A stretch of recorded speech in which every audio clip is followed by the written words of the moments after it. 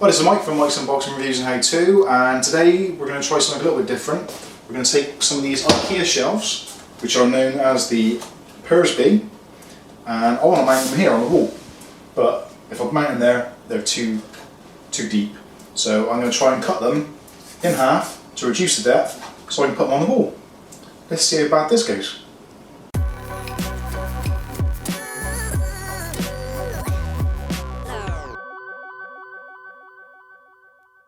Okay, so today we're going to try and cut down these Ikea shelves. I'm going to make them half the depth. So there's two parts to this. One is going to be actually trimming the shelf itself. So we're literally going to just take a half measurement and cut along there with a circular saw. And hopefully this will still work. But the second part of it, this is the bracket which supports the shelf. And it's like kind of those floating shelves. So normally this lives inside, well, you can see it on that one, it lives inside the back of the shelf. So we might need to make a cutout for that, and we're definitely going to have to cut these down to size so that these still fit inside. So it's going to be kind of, let's do it right now. So we're going to have to probably cut them off about halfway, if not more. So this is going to be a bit of trial and error, but I don't know if it can be done. The shelves are wasted otherwise, we're not going to use them, so we're going to try and cut them down and see how it goes. So next thing to do is to start measuring up and get the circular saw out. Yes! See you in a bit. Okay, so we're back out in the garden now because we want to make some mess, so we don't want to do it in the house because it takes ages to clean up and that sucks. So here's the shelf. What we've done is so far, using a ruler, measured off the approximate size of the shelf I want. So I've decided to go for 120mm or 12 centimeters. So I've measured, put 3 points on here, one in the middle, 2 on the outside edges, and then using the straightest edge I could find, put that on there, and then I've drawn a line with a permanent marker, so I've got something to aim for with the circular saw. So the next thing to do now is to try and protect the surface so that when I'm sawing it doesn't splinter and all go mad. So what we're going to do is we're going to get some masking tape and just mask off an area either side of the line just to stop it from splintering hopefully, and also protect the surface from the guard of the saw. So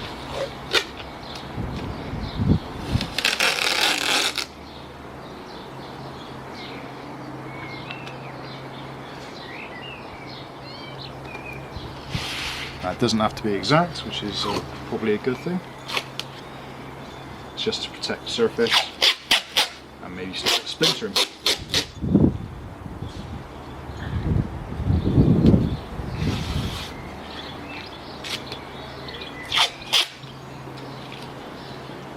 Try and use masking tape which isn't hundreds of years old. So depending on how much protection you need is going to be dependent on how wide your base is of your saw. So you probably need to go a little bit wider. So let's put another strip on. I hope this don't run out. Actually, I'll put it on this side.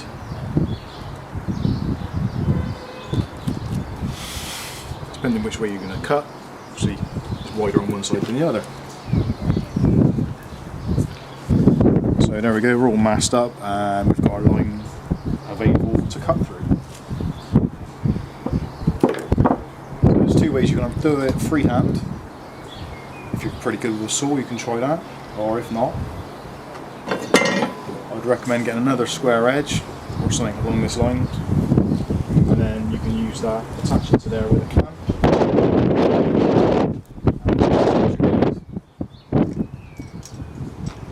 Again, depending on your saw and what tools you've got to hand, you may have to do it freehand. So that's the side we want to try and protect if possible. So if we aim this up roughly with the 0 mark on the saw,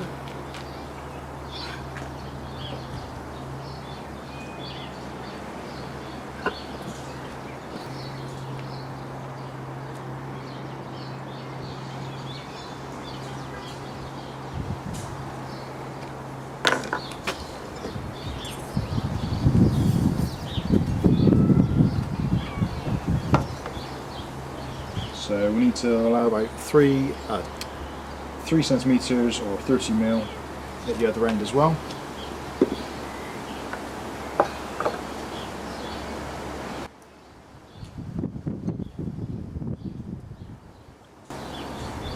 So I'll make a little mark part there. Attach our piece of guide.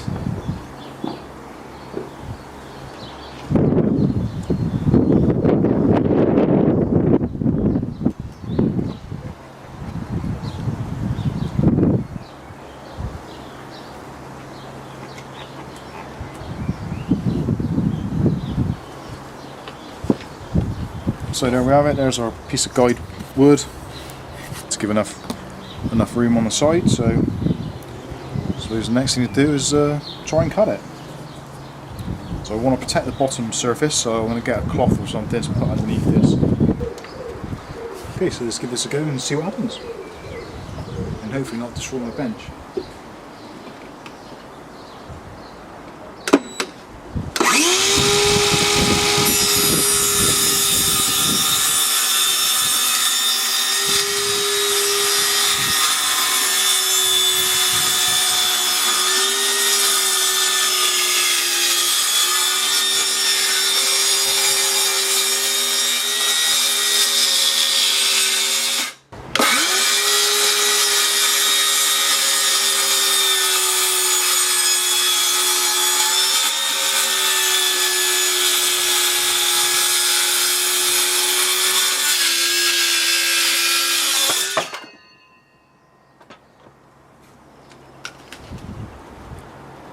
Okay, not too bad. Could have done with cutting in a little bit more there, so we've gone slightly off track there. So we might need to trim that down, but we can do that with the saw in a minute. So that's the size of the shelf that we wanted, so it's pretty good. So the next thing to do is to try and cut down the arms and see how much we need to take off those. So it still fits in, so but obviously it needs a lot more taken off. So in theory, if we put them in like that, we can put them off there, cut them off, it should be good to go. Okay, so I'm going to try a slightly different tack, so I'll just make a mark an inch short at the end. It doesn't have to be exact. And the actual fixing is to stop it from sliding back off. Give it a go. Need a different saw now, so we'll right back. Okay, so next part is to trim off these pieces, and this saw's probably rubbish, but I'll give it a go.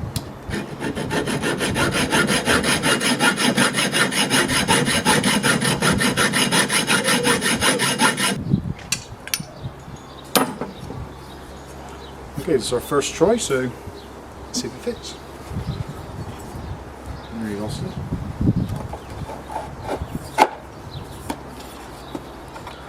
Okay, so that's pretty good.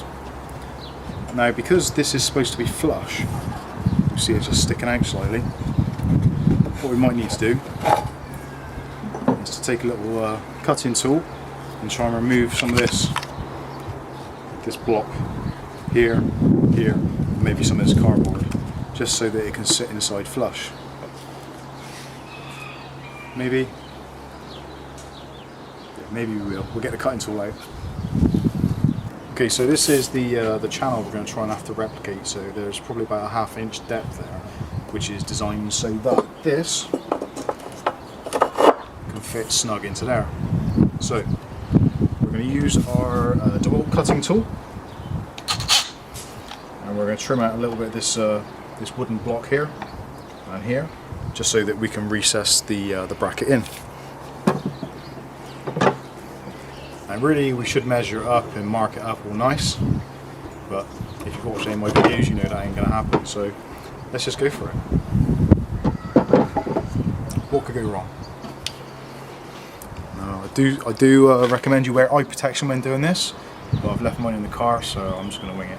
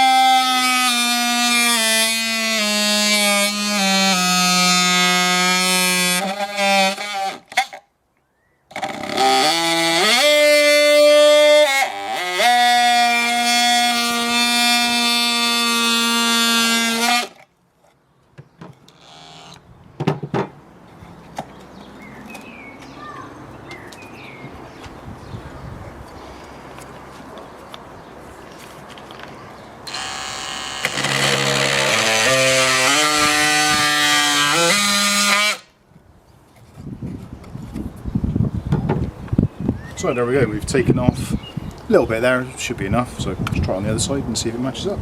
It won't.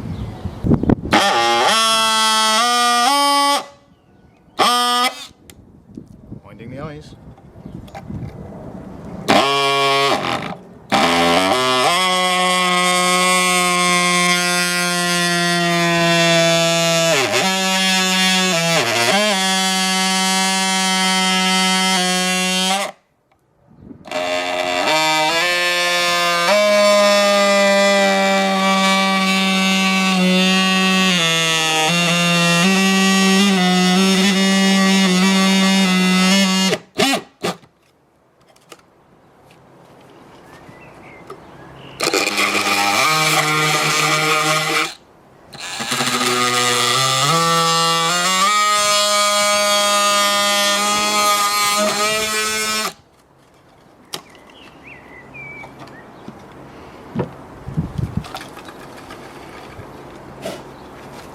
So there we are, taking off a little bit there, and we're taking off a little bit there. So hopefully now, when we put our new cut down piece in, a